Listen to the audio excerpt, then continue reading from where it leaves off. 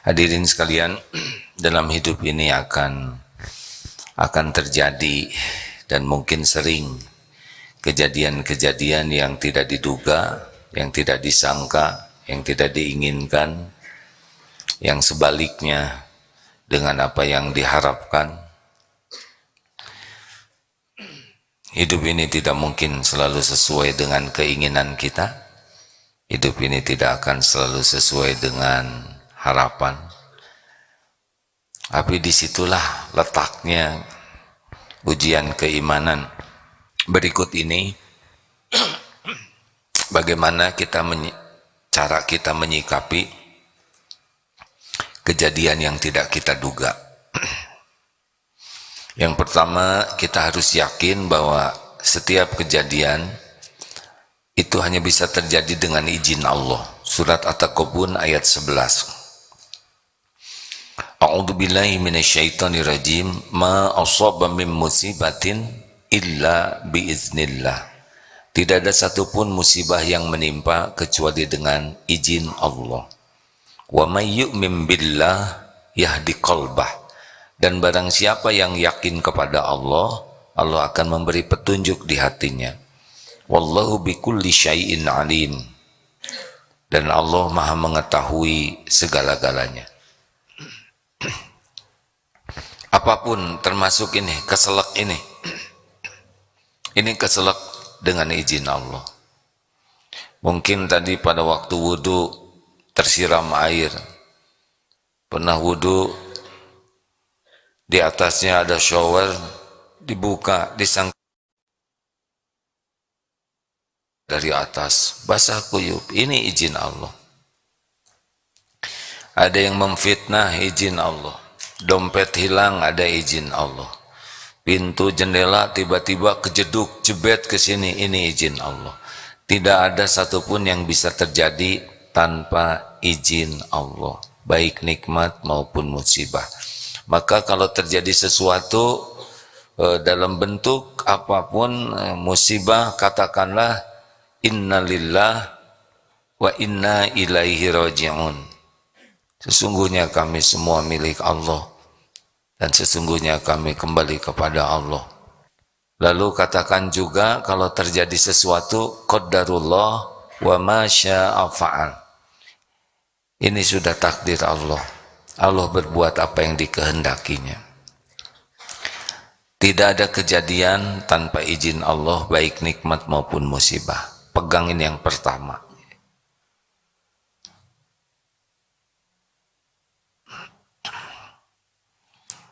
Jadi kalau misalkan suatu saat ada kejadian yang tidak enak, ada orang yang berkata atau bersikap kurang baik kepada kita, tetap ini izin Allah.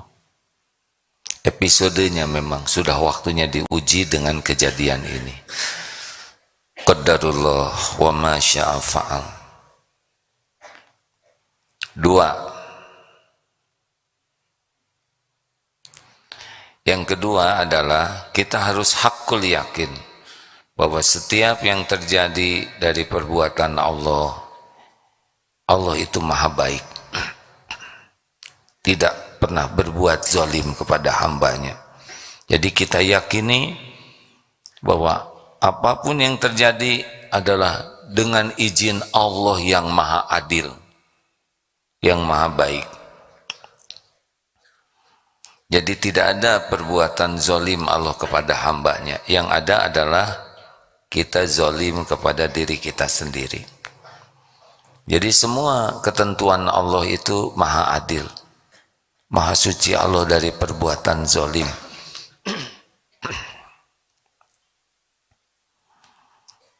3. Kita pun harus yakin bahwa Allah itu mendahulukan rahmatnya, kasih sayangnya daripada azabnya. Allah maha baik, maha penyayang, maha pengasih. Allah tahu kita bergelimang maksiat, dosa, sholat tidak khusyuk, mata berzina, pikiran kotor, mulut dusta. Begitu banyak dosa kita, tapi Allah tidak menyegerakan balasannya, azabnya, malah ditutupi diberi ilmu supaya tahu itu dosa, supaya tahu cara tobat. Allah beri kesempatan kita bertobat. Allah datangkan, kumpulkan dengan orang-orang yang bisa membuat kita jadi lebih baik. Jadi kejadian yang tidak enak menurut kita itu boleh jadi ada kasih sayang Allah yang besar, bukan boleh jadi ya, tapi di sana itu tersimpan ada kasih sayang Allah yang besar. Seperti kita disakiti, padahal di sanalah kita akan digugurkan dosa bagai gugurnya daun-daun. Kita difitnah oleh orang dengan cara yang keji, di sanalah kita akan diangkat derajatnya. Sesuatu yang kita anggap bencana, padahal boleh jadi di sana tersimpan rahasia Allah untuk menyelamatkan kita lebih jauh lagi. Cari rezeki begitu susah, dan susahnya itulah sebetulnya yang menggugurkan habis dosanya, yang mengangkat derajatnya. Jadi dibalik semua hal yang tidak cocok, tidak enak, yang pahit itu, ada kasih sayang Allah yang melimpah di sana. 4, selalu ada hikmahnya. Maha suci Allah, ma khalaqta hadza batila. Maha suci Allah dari semua perbuatan yang sia-sia, baik menciptakan sesuatu di alam semesta ini ataupun kejadian. Tidak ada yang sia-sia, tidak ada yang kebetulan, semuanya ada hikmahnya. Tafakuri saja, minta kepada Allah supaya dibuka hikmah. Allahumma ftah lana, Allahumma ftahli hikmatak. Bukakan ya Allah kepada hamba, kepada kami hikmah. Wansur alaina rahmatak, dan tolonglah kami dengan rahmatmu. Supaya kita bisa melihat. Mungkin kita menganggapnya bencana, tapi sesudah dibuka nanti hati kita tahu rahasia hikmahnya, kita malah jadi sangat bersyukur. Tidak ada kejadian tanpa maksud dari Allah. Dan sebaik-baiknya adalah kita membuka hati kita, menemukan dosa dan kesalahan apa, sehingga ada kejadian ini. Karena kejadian pahit itu, wa ma asabakum min musibatin fabima kasabat aidikum, Asyura ayat 30. Dan musibah apapun yang menimpa kepadamu diundang oleh tanganmu sendiri. Mungkin tidak harus mirip ya, hilang dompet tidak identik dengan kita pernah nyopet. Tapi apa nih? Dosa apa? Dosa apa yang saya lakukan? Kesalahan apa yang saya lakukan? Jadi harusnya setiap kejadian yang tidak disukai itu membuat kita evaluasi diri. Mungkin mata saya kurang terjaga, bukan mungkin, pasti ya. Padahal kan setiap lirikan mata kepada yang tidak halal itu tercatat itu. Pandangan pertama halal, tapi pandangan selanjutnya kalau toh itu sesuatu yang bisa mengotori hati, udah jadi itu argonya, catatannya. Ya'lamu kha'inatal a'yun wa ma tukhfis sudur. Surat Ghafir ayat 19. Jadi lihat seseorang yang tidak halal, dilihat terus, ada rasa di sini, udah satu catatan itu, dan itu harus ditebus dengan minta ampun, istighfar. Jadi memang kita mustahil tanpa dosa ya. Tetapi kalau tidak istighfar, makin numpuk dosa-dosa kita, itu akan berbuah nanti kepahitan macam-macam. Bisa sakit, bisa sangat capek, bisa menjadi sangat cemas, bisa dengan kesedihan yang mendalam, bisa dengan gangguan-gangguan, bisa dengan kesusahan-kesusahan. Nanti semua dosa yang tidak kita istighfari itu akan menimbulkan sesuatu yang tidak enak bagi diri kita sebagai kafarahnya. Illa kafarallahu biha min khotoyahu. Jadi harus banyak istighfar. Kalau nanti ada kepahitan tuh tidak boleh kita merasa sebagai korban. Walaupun misalkan kita jadi korban secara duniawi, tapi kita harus selidiki dosa apa. Misal begini, anak belum nurut, kita tidak bisa menyalahkan sekolahnya, menyalahkan pendamping hidup, menyalahkan komputer, menyalahkan teknologi. Kenapa anak belum nurut? Sikapnya bikin gak enak. Astagfirullah, saya ya Allah. Pasti ada rahasiamu di balik anak belum nurut ini. Saya akui saya belum jadi orang tua yang amanah. Belum jadi contoh yang baik. Astagfirullah ya Allah. Engkau tahu saya belum jadi contoh yang baik. Saya belum bersungguh-sungguh mendidik anak dengan ikhlas dan penuh kasih sayang. Masih banyak cara mendidik yang salah. Astagfirullah. Ampun ya Allah. Saya belum bersabar. Sering jengkel, sering kotor hati. Astagfirullah. Ampun ya Allah, saya belum sungguh-sungguh mendoakan anak ini dengan doa terbaik. Astagfirullah. Jadi anak bikin gak enak ke hati kita. Tidak boleh kita hanya sibuk, ini anak tidak nurut, ini anak durhaka, ini anak tidak baik. Itu tidak menyelesaikan masalah. Takdir seperti itu harus membuat kita evaluasi. Duh ya Allah. Astagfirullah. Astagfirullah. Suatu saat kita difitnah orang padahal kita tidak salah, dianggap ya ngambil sesuatu padahal kita tidak melakukannya. Di kantor dicurigai padahal sama sekali tidak. Ini izin Allah tidak adanya musibah ini. Bayangkan dianggap ngambil barang padahal tidak. Ya tenang saja, Allah tahu kita tidak mengambil barang itu. Dan ini memang episode ujiannya, penggugur dosa. Allah tahu persis. Kita tidak boleh terpancing emosi, tidak boleh menjadi putus asa, karena Allah melihat kita tidak melakukan, mengambil apapun, ya. Jelaskan baik-baik sambil minta tolong ke Allah dan minta ampun. Jangan-jangan kita pernah menuduh orang tidak baik dan Allah tahu. Allah tahu. Tidak ada satupun perbuatan buruk kita sepanjang hidup ini yang tidak diketahui Allah, yang luput dari penyaksian Allah dan yang tidak ada balasannya. Tidak ada, itu ada semuanya. Dari mulai kapan dicatatnya? Dari mulai balik.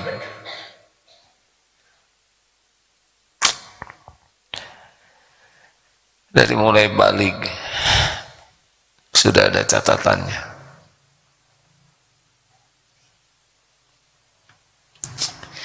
Faman ya'mal mithqala dzarratin khairan yarah wa may ya'mal mithqala dzarratin syarran yarah. Allah melihat bagaimana sikap kita ke orang tua, cara kita memandang, cara kita bicara. Allah tahu berapa luka yang ada di hati orang tua kita. Allah tahu berapa orang-orang yang kita hina, kita sakiti, dan semuanya tercatat sempurna. Kalau kita tidak istighfar, itu bakal balik kepada kita dengan berbagai hal. Makanya kalau ada kepahitan-kepahitan, segera tobat. Ampun ya Allah, ampun. Daripada kita sibuk menyalahkan orang yang ngefitnah di kantor, lebih baik kita ampun ya Allah, ampun, ampun ya Rabb. Sudah minta ampun. Kita tidak bisa membulak-balik hati orang lain, hadirin. Kita tidak bisa menjelaskan dengan apapun yang membuat orang lain jadi yakin, tidak bisa. Yang membulak-balik hati adalah Allah Subhanahu wa Ta'ala. Cukup kita berbicara dengan niat yang benar, cukup kita jelaskan dengan penjelasan yang benar, selebihnya minta tolong kepada Allah. Tapi yang paling penting adalah hikmahnya apa? Kita harus menemukan kekurangan, kesalahan, dosa kita. Itu yang terpenting. Jadi sebetulnya kita difitnah itu memang tidak enak, bahaya dalam tanda kutipnya. Tapi yang lebih berbahaya dari itu adalah kita tidak bisa taubat. Wa man lam yatub fa ulaika humuz zalimun. Al-Hujurat ayat 11. Orang-orang yang tidak tobat itulah yang zalim. Makanya kalau ada kepahitan, letih, sedih dan sebagainya, terus istighfar. Ampun ya Allah, ampun ya Allah, ampun ya Allah, ampuni hamba ya Karim, ampun. Aneh misalkan orang yang berbuat jelek ke kita tapi kita yang minta ampun, karena yang bahaya bagi kita bukan kejelekan orang, yang bahaya bagi kita itu adalah dosa yang tidak kita taubatin.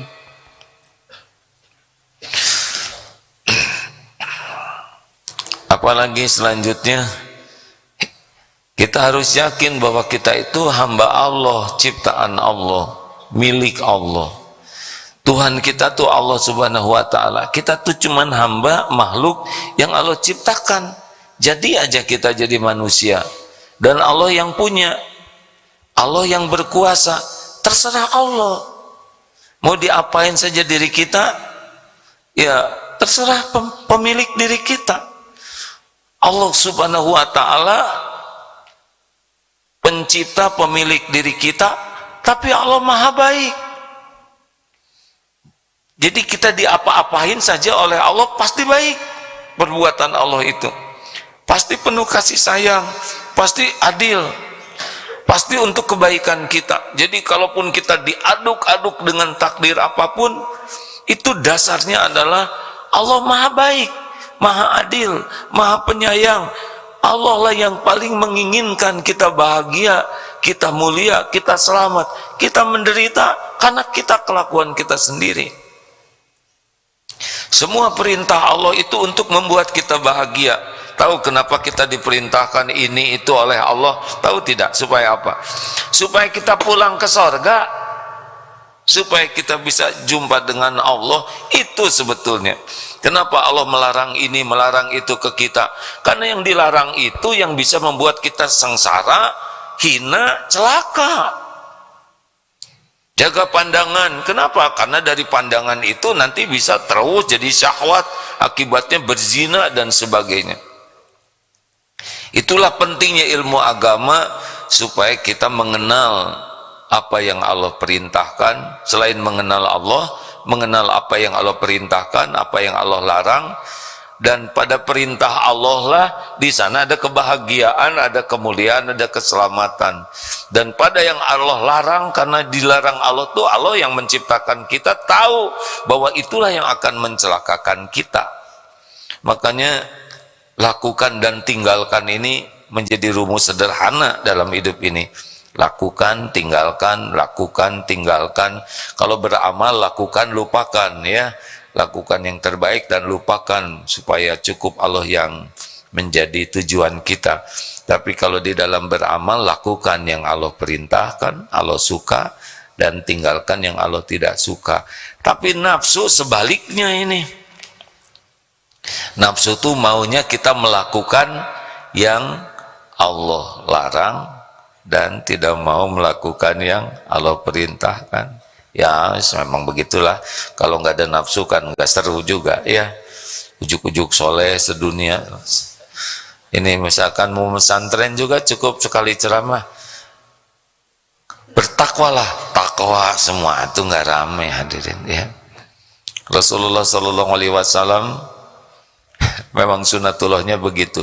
Al-Quran itu kan mudah saja bagi Allah, jeleg saja ya. Dalam pikiran Rasulullah utuh 30 juz. Tapi kan sunatullahnya terus 23 tahun. Terus apa susahnya bagi Allah semua manusia beriman? Sudah beres ya. Tapi kan tidak juga Allah lakukan itu. Pasti ada hikmahnya.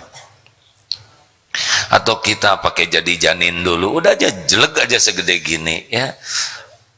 Kan? Atau perut pakai lapar segala macam, sudah aja set oleh Allah dibuat perut anti lapar, anti haus. Nah, sunatullahnya jalan karena memang Allah maunya begitu dunia ini. Jadi jangan aneh, jangan mempertanyakan kenapa Allah begitu, jangan ditanyakan. Tapi apa hikmahnya Allah membuat seperti ini ya.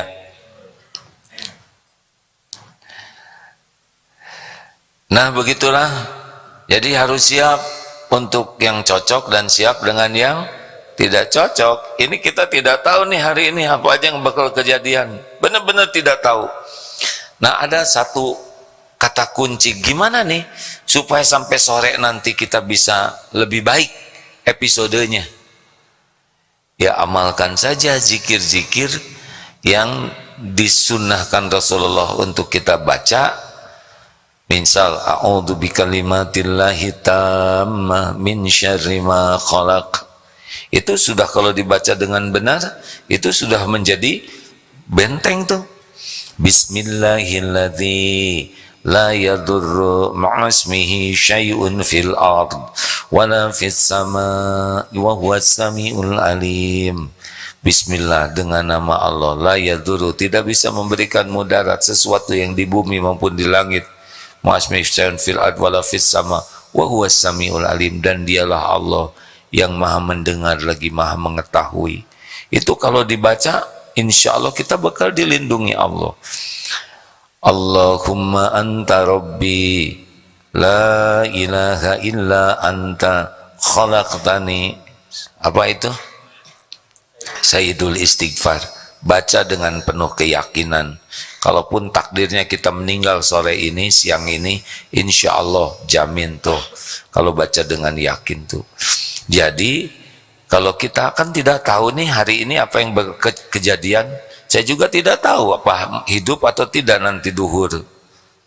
Nah, berlindunglah kepada yang maha tahu. Doalah, sedekahlah, supaya nanti yang teruntai di hari ini adalah takdir-takdir yang sesuai dengan apa yang Allah janjikan bagi orang yang mengamalkannya. Tapi kalau kita tidak mau zikir, tidak mau sedekah, tidak mau doa, ya nanti mengalir juga takdir yang akan terjadi bagi yang tidak mau mengamalkan doa itu. Halo? Jadi ada yang kenapa nih malam tuh jadi masalah? Periksa saja. Jangan-jangan waktu sore kita tidak wirid, ya. Kenapa mau tidur kok berantem dan sebagainya? Nah itu periksa saja. Jangan-jangan menjelang waktu sore kan pagi, zikir pagi dan petang ya. Jangan-jangan waktu sore kita tidak baca doa-doa sehingga malam itu jadi banyak keruwetan-keruwetan, masalah, musibah dan sebagainya yang harusnya memang kalau kita pasang doa itu janji Allah itu kita akan dilindungi dari kejadian itu. Ini nih gak tahu nih pagi ini, siang ini apa yang bakal terjadi. Allah Maha tahu apa yang bakal terjadi. Kalau kita mengamalkan, maka Allah sudah janji dengan apa yang kita amalkan itu. Kalau mengamalkannya benar dan ikhlas, ya. Makanya jangan merasa aman itu kita enggak zikir itu. Raditu billahi rabba wa bil islami dina wa bi muhammadin nabiyya wa rasula. Itu juga bisa membuat kita dibimbing mendapatkan yang diridhoi Allah. Nih, nanti mau sepeda, mau olahraga, kita tidak tahu itu di jalan apa yang bakal terjadi. Tapi kalau kita doa begini, bismillahi tawakkaltu 'alallahi la haula wala quwata illa billah, itu beda lagi episodenya. hudita wa kufita wa wukita. Allah akan menunjuki, Allah akan mencukupi, Allah melindungi. Itu beda yang terjadi dengan yang doa dengan yang tidak doa. Tapi itu yang tidak doa juga selamat. Mungkin badannya selamat, matanya enggak selamat. Lihat yang tidak terjaga lah gitu. Nanti saya sebutin kebayang lagi. Mungkin imannya belum tentu selamat itu pada waktu olahraga yang tidak benar itu. Pas jajannya yang tidak halal ya.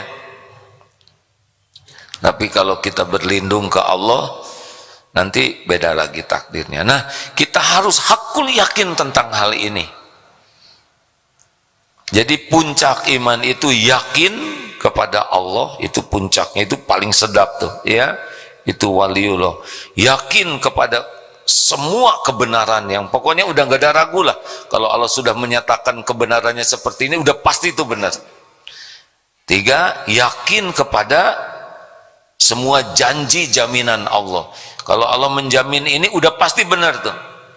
Kalau Allah menjanjikan barang siapa yang membaca ayat kursi sesudah sholat fardu dijamin surga, percaya penuh itu, nggak ada keraguan. Bersedekah itu didoakan malaikat, percaya bulat bahwa mana qasad shadaqatun min malin, tidak akan berkurang harta dengan sedekah, bulat yakin itu. Apa yang Allah janjikan, la in syakartum la azidannakum, syukur itu pasti ditambah, yakin saja, udah nggak ada ragunya tuh. Kemudian yang keempat apa? Yakin setiap kebaikan yang kita lakukan pasti ada balasannya, sekecil apapun, walaupun hanya memindahkan satu butir sampah kecil. Nah ini ada yang kecil nih, satu ini pasti dilihat Allah dan dibalas oleh Allah kalau ikhlas ya. Jadi nikmati berbuat baik sekecil apapun dimanapun, tanpa harus pusing orang lain tahu atau tidak, orang lain menghargai, gak ada urusan kita, sama sekali tidak ada urusan. Urusan kita adalah bagaimana sekecil apapun yang kita lakukan lillahi ta'ala, dan yakin Allah akan membalasnya. Aduh, ini nikmat besar. Dan ada satu lagi yang kelima, yakin sekecil apapun keburukan dan dosa yang kita lakukan pasti disaksikan Allah dan ada balasannya. Bu, orang itu tuh pelit tuh. Jadi tuh setiap patah kata yang kita ucapkan dihitung oleh Allah, ada balasannya. Kapan kita melebih-lebihkan, kapan kita bohong. Waktu ngimamin, Allah tahu pikiran kita, Allah tahu hati kita. Emang jadi imam itu mudah? Sulit jadi imam. Kalau baca Qur'annya lebih mudah, gerakannya lebih mudah. Yang sulit itu ngejaga hati. Jangan sampai jadi imam merasa lebih mulia, atau ingin pamer hafalan, atau ingin pamer kemerduan suara, ingin pamer tahsinnya yang sempurna. Ada kalanya ngimamin tuh nggak inget Allah sama sekali itu. Dari mulai takbir. Karena Allahu Akbar. Yang diinget tuh, agem nih suaranya nih, berwibawa. Orang bekal kagum nih. Bismillahirrahmanirrahim. Pura-pura. Hatinya nangis nih, supaya orang sedih nih, supaya orang tahu saya khusyuk. Acting, dan Allah tahu semua acting kita. Jadi memang kalau orang yakin ke Allah, ngejaganya itu sampai ke yang halus-halus. Dan itulah sebetulnya kebahagiaan. Itulah kemuliaan yang asli. Nah, rekan-rekan sekalian, doakan ya, yang disampaikan barusan itu cita-cita. Ingin seperti itu. Sesudah belajar, membaca, menyimak dari para ulama yang punya keyakinan, sengaja disampaikan supaya kita punya target yang jelas dalam hidup ini. Nah, begitulah. Sudah, kalau nanti ada apa-apa jangan kaget. Kalau pas lagi nggak enak, oh inilah saat Allah menggugurkan dosa. Oh inilah saat Allah memberi pahala. Oh inilah saat Allah mengangkat derajat. Dan kita tidak bisa menyelesaikan masalah sendiri. Jangan sok pinter ya. Jangan cari akal terus-terusan. Ya kita selesaikan sesuai sunatullah. Tapi ingat, yang menyelesaikan itu adalah Allah Subhanahu wa Ta'ala. Kita ikhtiar saja. Ikhtiar, bicara baik-baik, tanpa harus emosional. Doa, istighfar yang banyak, doa yang banyak. Gitu, selebihnya Allah. Dan jangan bersandar kepada ikhtiar kita. Jangan menganggap, kalau saya melakukan ini, pasti Allah begitu. Jangan. Jangan. Ikhtiar itu ibadah. Doa saya begini, Allah tolong, saya ingin kuliah di ITB, fakultas kedokteran. Nggak bisa itu. Nggak ada fakultas itu di sana. Bolehkah doa seperti itu? Nah itu main-main ya. Karena sunatullahnya sudah tahu tidak ada fakultas itu di sana. Kalau belum ada, adakan fakultas baru. Oh ini lebih error lagi ya. Minta yang baik-baik. Tapi perkara waktunya, bentuknya, sudahlah. Biarlah Allah yang maha tahu, yang terbaik, yang mengatur. Tidak usah mengatur Allah ya. Minta tapi niatkan sebagai ibadah. Ad-du'a huwal ibadah. Doa itu adalah ibadah. Bagaimana? Sudah lebih tenang sekarang? Jangan kaget ya, nanti duduk sini ada masalah, turun dari sana sendal nggak ada ya. Kemudian macam-macam. Sudah siap-siap di sini ngapling sajadah mama ini, tiba-tiba mau ke toilet. Jangan begitu, pergi aja ke toilet. Habis tidak bisa diwakilkan kan? Pas sudah masuk lagi, ternyata sajadahnya didudukin orang, ya sudahlah, relax saja. Tidak ada yang gawat, benar? Gimana? Saya sudah ngapling dari tadi, ternyata tempat sholat saya dipakai orang lain. Ya senang dong, ada saudara kita yang nggak punya sajadah, sekarang bisa ada tempat. Enggak kok, nggak akan disia-siakan Allah kebaikan sekecil apapun. Terima kasih hadirin sekalian. Ada pertanyaan? Silakan. Ya Pak. Assalamualaikum warahmatullahi wabarakatuh. Waalaikumsalam warahmatullahi wabarakatuh. Alhamdulillah Ustadz, saya bisa hadir di sini setelah sekian lama lihat Ustadz di TV. Alhamdulillah, lebih dekat sedikit, maaf Pak. Mudah-mudahan Ustadz diberikan kesehatan dan kekuatan. Amin ya Allah, umur yang barokah. Amin, amin. Sehingga ya bisa memberikan nasihat amin, dan tausiah kepada masyarakat Indonesia khususnya. Amin ya Allah. Dan kita-kita yang masih diberikan umur. Amin ya Di Rabbal. masa yang saat ini yang kondisinya mungkin tidak kondusif bagi kita umat Islam terutama. Ustadz, Iya Pak. Menyimak apa yang Ustadz sampaikan tadi, jadi masalahnya mungkin tingkat keyakinan Ustadz. Ya benar. Tingkat keyakinan ini mungkin ada poin-poin Ustadz untuk meningkatkan keyakinan dan mempertahankan keyakinan apabila kita sudah mendapat, karena saya merasakan seperti iman itu naik turun. Kalau melihat, mendengarkan Ustadz ceramah, itu rasanya kita, wah ini yakin begitu.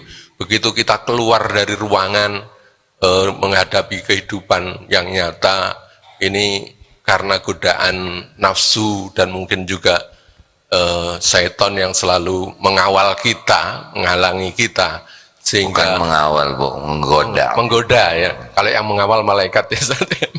Jadi ini naik turun dan Bagaimana caranya supaya turunnya nggak terlalu besar dan cepat sadar Ya. dan naiknya signifikan gitu Pak? ya. Kira-kira gimana caranya Pak? Nah itu Ustaz. Salah satunya saya hadir ke sini Ustaz. Oh ya, boleh saya tanya sesuatu? Baik Pak. Pas sesudah mendengar ceramah ini apa yang Bapak rasakan, naik, turun, atau sedang? Seperti saya sampaikan tadi, naik. Jadi pada saat kita mendengarkan, naik. Jadi kalau dengarkan ilmu tentang Allah, tentang keyakinan, naik. Satu itu Pak, terima kasih atas jawabannya ya. Jadi yang pertama harus nyari ilmunya. Nah ya, kalau ada di ruangan ini Bapak kira-kira turun iman, naik iman Pak di masjid? Di ruangan seperti ini, di masjid, keyakinan Bapak ke Allah naik atau turun Pak? Naik. Itu terima kasih Pak, jawaban yang kedua. Jadi Bapak berada di masjid, di rumah Allah itu kayak dicas Pak ya. Yang ketiga, ini kumpul dengan teman-teman yang belajar seperti ini dibandingkan dengan kumpul dengan yang ya di kantor, mana yang lebih meningkatkan iman Bapak? Kumpul dengan orang-orang soleh. Terima kasih Pak atas jawabannya ya. Yang ketiga, ternyata kumpul dengan orang-orang yang punya frekuensi sama, ingin dekat dengan Allah, itu saling menguatkan. Bergaul dengan penjual minyak wangi, ikut harum. Bergaul dengan pandai besi, bisa bau bakaran atau terperciki api. Itu yang dapat saya pahami dari terjemahnya sabda Rasul itu ya, Sallallahu Alaihi Wasallam. Jadi Bapak pertama tekad mau apa? Apakah orang belajar agama pasti dekat dengan Allah? Jawab, belum tentu. Karena yang menentukan jadi dekat dengan Allah itu pertama niatnya. Belajar agama ingin disebut pinter bisa, ingin disebut ahli hadis bisa. Saya cita-cita ingin jadi ahli hadis yang kenamaan. Buat apa jadi ahli hadis kenamaan? Kita ingin jadi ahli hadis supaya bisa dekat dengan Allah. Saya ingin menjadi hafiz Quran supaya apa? Supaya enteng jodoh, dapat beasiswa. Susah nantinya dekat dengan Allah. Saya ingin bisa jadi ahli Quran supaya dicintai Allah. Cuman satu-satunya ya. Kuliah, apakah kuliah agama bisa jadi dekat dengan Allah? Belum tentu. Ada yang kuliahnya ingin gelar, ada yang kuliahnya ingin dapat status sosial, ada yang kuliah agama ingin dikenal sebagai lulusan luar negeri dan bangga, ada yang kuliah untuk berdebat. Jadi yang pertama dan utama adalah rahasia hati.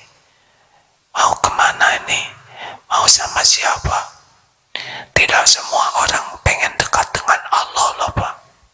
Walaupun dia belajar agama dan dia ibadah, tidak semua orang yang ibadah pengen dekat dengan Allah.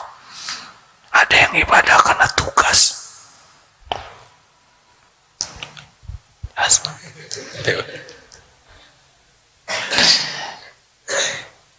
Satu tekad, ya Allah. Dan tidak usah diposting ya, tidak usah ditulis di status, ya Allah, hanya Engkau tujuan hidupku. Kenapa diposting? Itu nggak asli. Allah tuh suka kemurnian hati kita di dalam. Ya Allah, ya Allah, saya ingin yakin padamu, saya ingin mencintaimu ya Allah. Ya Allah, saya ingin bisa pulang berjumpa denganmu, tapi saya tidak tahu harus bagaimana. Tunjuki.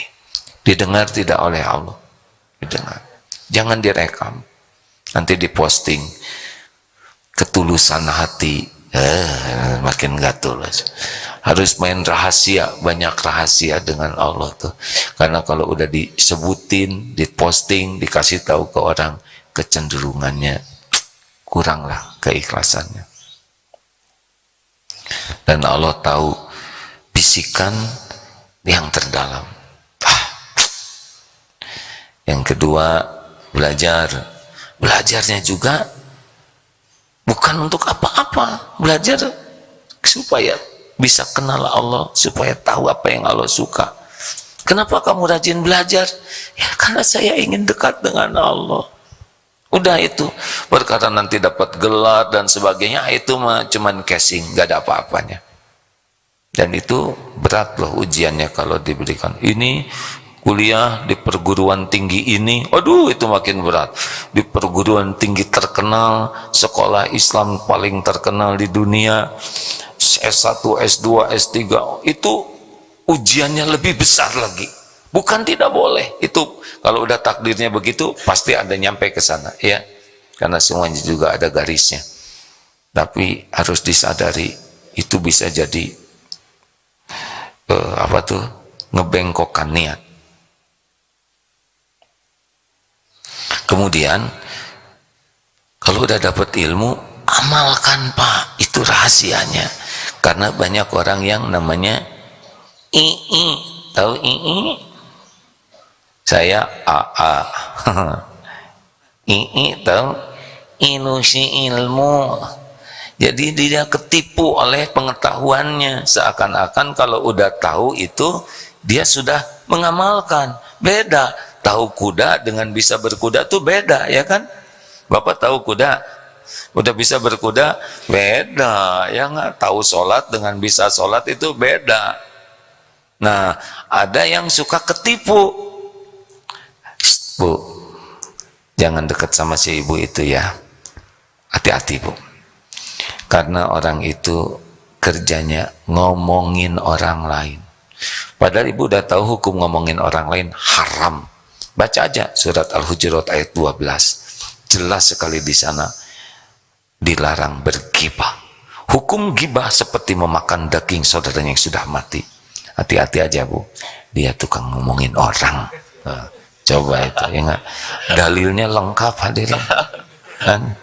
Pada saat yang sama dia ngomongin siapa? Bu, bantuin dong saya bikin PR susah nanti nak. Habis sholat isya ya, ibu bantu. Sekarang ibu ada tugas ini, WA teman-teman di grup ini. Habis isya, Bu, udah 7:30, sabar nak. Lihat dong apa yang ibu kerjakan. Sing sabar jadi anak tuh, ha? Udah jam 8, Bu ngantuk. Sabar. Kamu tahu sendiri kan, innallaha ma'as-sabirin. Coba itu ada dalil keluar. Allah tuh cinta sama orang sabar, tahu? Allah tuh bersama orang sabar. Jangan suka marah-marah gitu. La taghdab walakal jannah. Gitu, Aden. Jangan marah sambil marah. Kita harus bersatu membangun ukhuwah ini. Jangan kayak kelompok itu tuh. Tuh begitu. Baru ngomong bersatu, dia sudah menghina yang lain.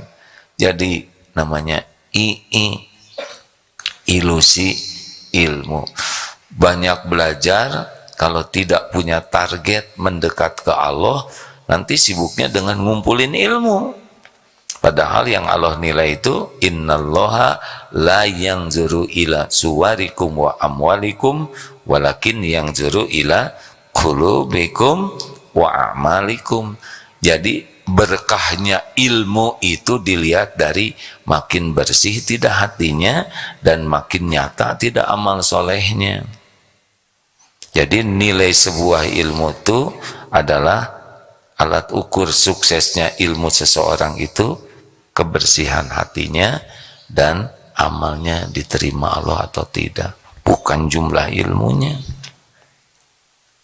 Jadi walaupun ilmu kita belum banyak, amalkan we dengan ikhlas ya. Karena Allah melihat, Allah ngasih ilmu ke kita. Mungkin kalau ilmu segini belum semuanya ya segini atau diamalkan, tapi ikhlas. Katanya begitu Pak, kata orang-orang yang berilmu. Alhamdulillah. Ini Allah sedang melihat kita tidak? Harusnya ingatnya tidak waktu ditanya. Ingat terus. Kalau kita dengan izin Allah merasa ditatap Allah terus, kita akan sibuk setiap waktu. Kita pasti maunya doa aja, istighfar aja, karena kita tahu Allah tahu kita berbuat maksiat banyak ya. Allahumma sholli wa sallim wa barik ala sayyidina Muhammad. Alhamdulillah ya Allah, telah Engkau simak apapun yang terucap. hanya Engkau lah yang menggenggam kebenaran. Duha yang maha menatap, hujamkan pada diri kami hanya ilmu yang Kau ridhoi, ilmu yang membuat kami yakin padamu, ilmu yang membuat seluruh hidup kami hanya di jalan-Mu, ilmu yang membuat hati ini tidak pernah bisa lupa darimu. Bimbing kami ya Allah agar bisa mengamalkan ilmu yang benar dan manfaat dan terima ya Allah. Duha ya Allah, hanya Engkau lah yang menggenggam sisa umur kami. Jadikan hari-hari yang tersisa ini seluruhnya hanya di jalan-Mu ya Allah, hanya karena-Mu, hanya bersama-Mu, hanya agar kami bisa pulang kepadamu. Ya Allah, jadikan hari-hari yang tersisa ini hari-hari yang terpelihara. Hanya Engkau yang kuasa melindungi kami. La haula wa la quwata illa billah. Allahumma aftah lana hikmataka wansur alaina rahmataka ya dzal jalali wal ikram. Rabbana atina min ladunka rahmah wa hayyi lana min amrina rasyada. Rabbana atina fid dunya hasanah wa fil akhirati hasanah wa qina adzabannar. Subhana rabbika rabbil izzati amma yasifun wa salamun alal mursalin walhamdulillahi rabbil alamin. La haula wa la quwata illa billah. Terima kasih hadirin, kurangi bicara yang tidak ada manfaatnya, berbanyak zikir. La yazalu lisanuka ratban min dzikrillah. Hendaklah lisan ini selalu basah menyebut nama Allah. Subhanakallahumma bihamdik asyhadu alla ilaha illa anta astaghfiruka wa atubu ilaik. Assalamualaikum warahmatullahi wabarakatuh.